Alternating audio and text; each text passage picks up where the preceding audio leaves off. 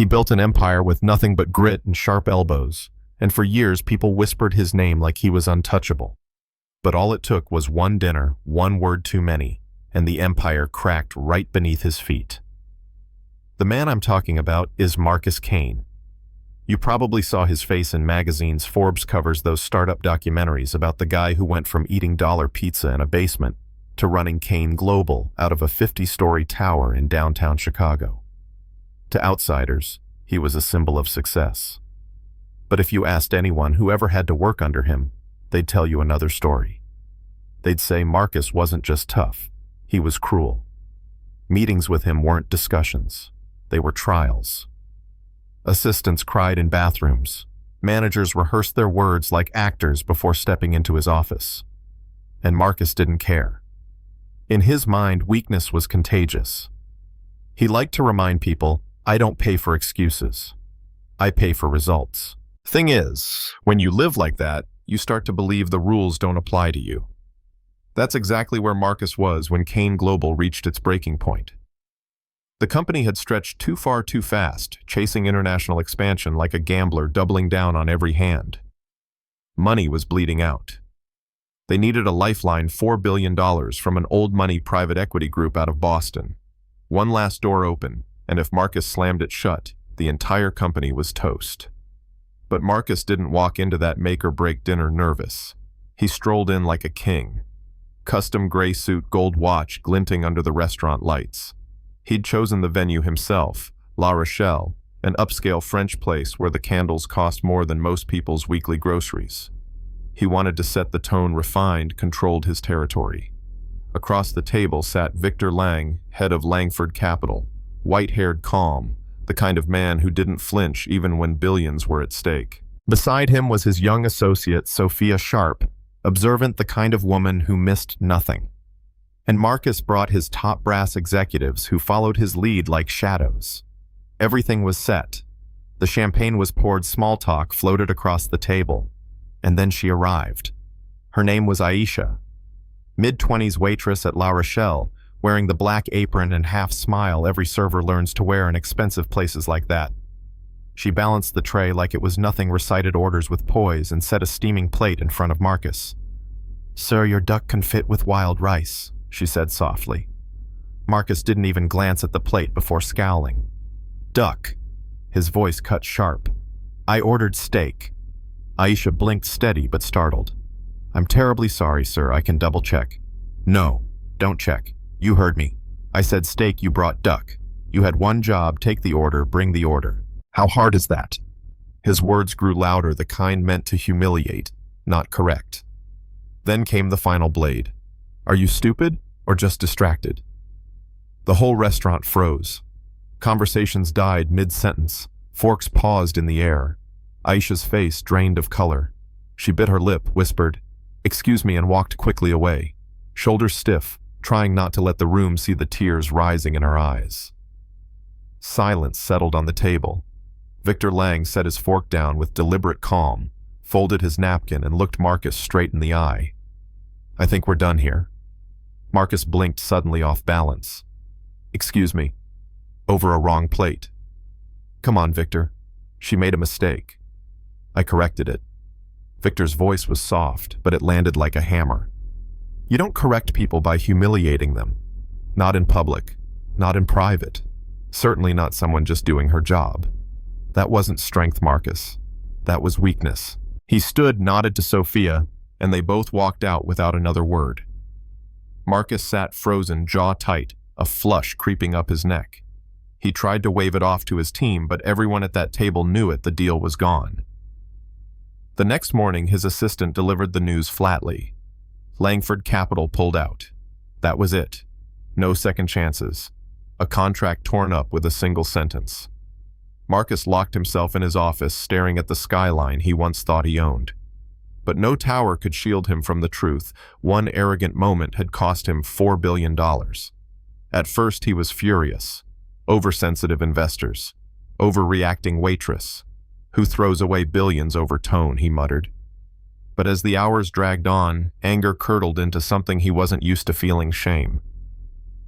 By the third night alone in his penthouse, Marcus pulled up security footage from La Rochelle. He replayed the clip over and over. Aisha setting the plate down, his voice slicing the air, her flinch, her trembling hands. He couldn't stomach the sound of his own words.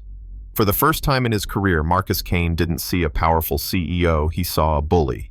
That's when he made the call. Not to investors, not to lawyers, to the restaurant.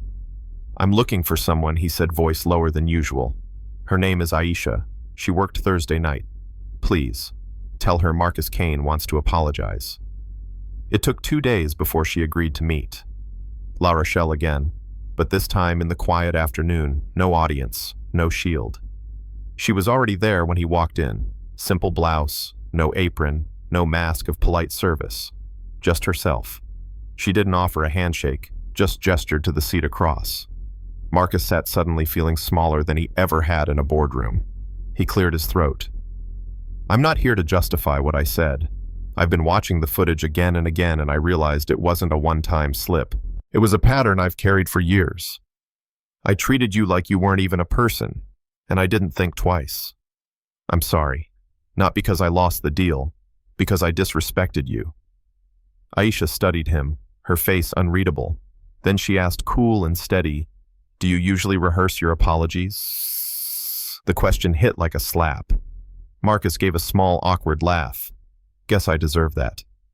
She leaned in, voice calm but firm. "You know what hurt the most? Not the word stupid. I've heard worse. It was the look on your face, like I wasn't even human, just an inconvenience in your perfect orbit." He winced. "You're right. That's exactly how I saw people, but I don't want to anymore." Aisha exhaled, then dropped the twist that nearly knocked him out of his chair. "You should know. I own that restaurant." Marcus blinked. "What?" "My parents started it 20 years ago. I took it over, expanded it. I worked shifts to stay connected with my staff. I wasn't just a waitress that night. I was the owner. And Victor Lang, he's my uncle. He was there for me, not you."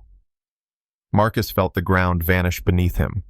All that arrogance, all that posturing, and he had humiliated not just a waitress, but the woman whose opinion mattered most.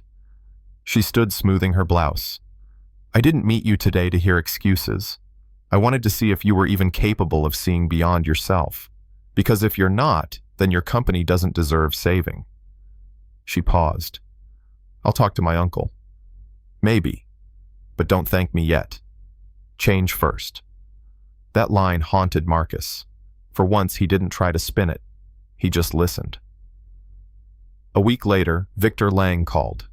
One last meeting. No promises. Marcus showed up stripped of theatrics, no flashy presentations, no entourage. Just raw numbers and a reform plan that for the first time put people before profit. He laid it out plainly. Employee advisory council, third-party culture audits, giving Aisha a seat on the board with full voting power. Victor studied him. "Why now?" Marcus took a long breath. "Because I'm sick of being the man who needs public failure to discover private decency." There was silence. Then Victor finally said, "You're not forgiven. But maybe you're not beyond saving either." He slid a folder across the table. Inside was a preliminary commitment letter, one signature short. From that day on, something shifted at Kane Global. Not overnight, not perfectly, but visibly. Marcus started showing up differently. He walked the office floors, asked employees their names, remembered them. He met with janitors, listened to receptionists, told his assistant to take time off, and actually meant it. And months later, when he stood before his employees in a redesigned company auditorium, he didn't bring charts or growth projections. He just talked. "I built this place on fear," he admitted. "And I confused fear with strength. I broke people and called it leadership. But losing that deal, losing respect, it forced me to see the truth. Power isn't in humiliation. It's in listening. It's in respect." The room didn't erupt in thunderous applause. It didn't need to. The clapping that spread was softer, genuine, the kind that comes from people who see you trying, maybe for the first time. That night, Marcus walked home through the falling snow.